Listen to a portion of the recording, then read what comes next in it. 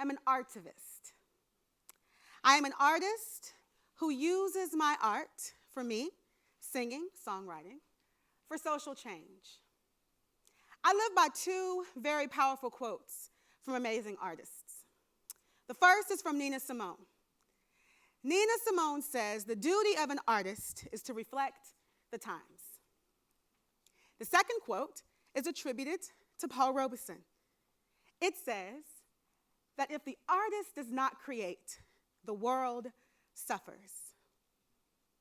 Now, my journey to artivism started about 130 miles away from here in a very small rural town known as Wingate, North Carolina. How many folks have heard of it? Oh, this is amazing. Because usually in rooms across the country, I say that and I'm met with blank stares and awkward silence. So it feels good to be home. I found my voice, though, in the church. I remember sitting with the elders in the pews, mimicking the way that they would rise and fall with their voices. They would sing the hymns. One of my favorite hymns went something like, "A charge to keep I have." I still remember my first solo in the choir. Couldn't tell me anything. I was ready, on point, and poised for that solo. I also remember my first singing gig. My sister gave it to me when she allowed for me to sing at her wedding. I felt so good about being able to contribute to that beautiful day that they were sharing and to see the love in the room. So I learned very early on that music had the power to move, to heal, to make people feel better. It made me feel better a lot. Like if I was dealing with a sickness, I would hum to myself and the vibrations would just really make me feel a whole lot better. Or if I was being teased in school or bullied or something like that, I would come home and grab that hairbrush and sing my favorite song into the mirror and all of the pain would go away. On the weekends, I would rummage through my mother's, records and try to figure out who I could sing next. Emotions, Aretha Franklin, somebody, right?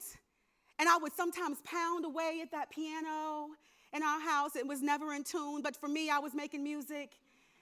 And she would never stop me. And I know that she was probably tired, right?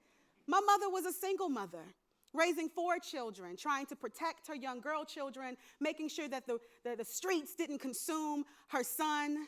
She was trying to put food on the table and clothes on our back. But there's a piece of me now that thinks that maybe the music was also healing to her too. And if I was in the house in front of a record player, then I was safe. I was healthy. So what's interesting about artivism for me is that in 1991, I was introduced to this artist by the name of Tupac, right? I was 12 years old, so I was on this quest for music, and I was really invested in hip-hop.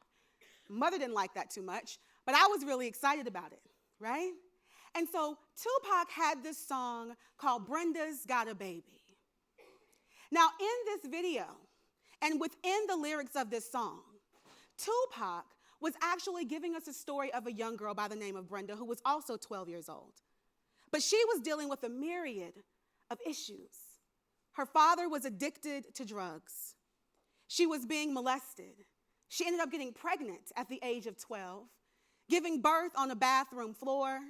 Deciding to keep her child, she was forced into sex work and unfortunately lost her life in the streets. It was a tragic story, but within this story, within the imagery of his video, I started to see myself. I started to see the young women that I went to school with and I went to church with. Some of them who were having babies before they were graduating high school. And I thought to myself, how? Why? What? The music, the story allowed me to really think critically and to reimagine what was possible for my own life. Now, a couple of years later, I was on this journey through hip hop and realized that the Fugees took me to Nina Simone, who then took me to civil rights singers like Bernice Reagan Johnson. And I started to see how music was used to talk about social justice issues. And just a couple of years after that, in '94, Black women came together and created a movement that illustrated exactly what Tupac was talking about in his song. This need to see that social justice issues directly impact our ability to live healthy lives. It impacts our ability to be able to make our own decisions about our lives. These Black women call this movement reproductive justice. And so reproductive justice allowed us to connect those worlds together. Now, I was introduced to this movement about 7 years ago, and I feel like this was one of the first movements where I was able to bring all parts of myself, from my Blackness to my body, my womb, and even my art. And so today I stand before you as an executive director of the SisterSong National Women of Color Reproductive Justice Collective, and I stand before you as an artivist. And I ask you, what if we reimagined child and maternal health through the reproductive justice lens?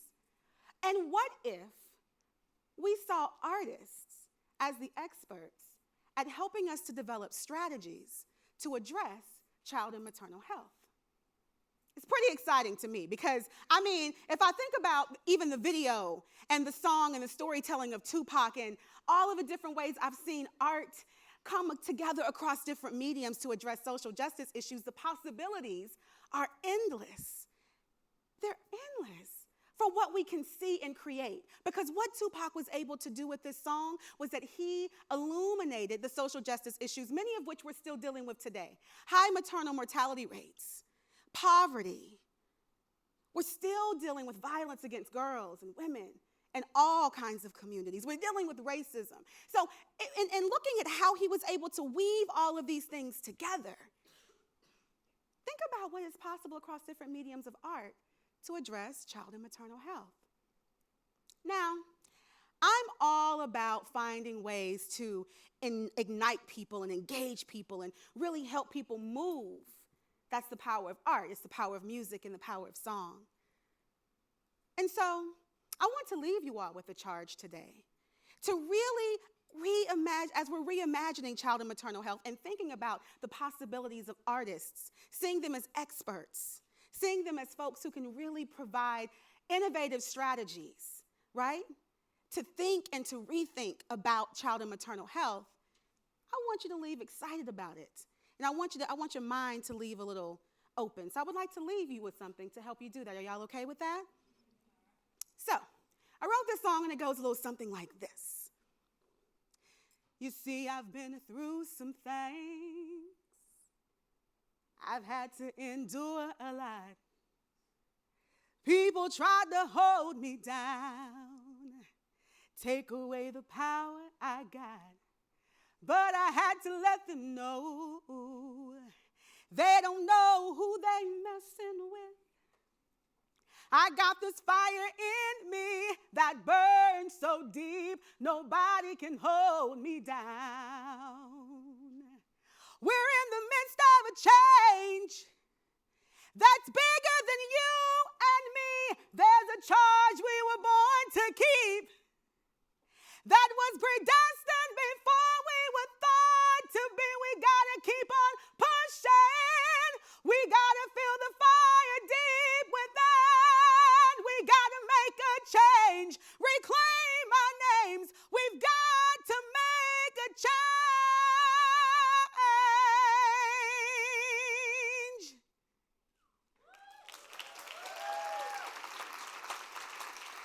Will you? Can you reimagine what it would look like if artists were seen as experts? If artists could use their gifts that they have been using for so long to transform so many movements to talk about child and maternal health. In my world, if I can imagine it, then I would be the happiest person ever.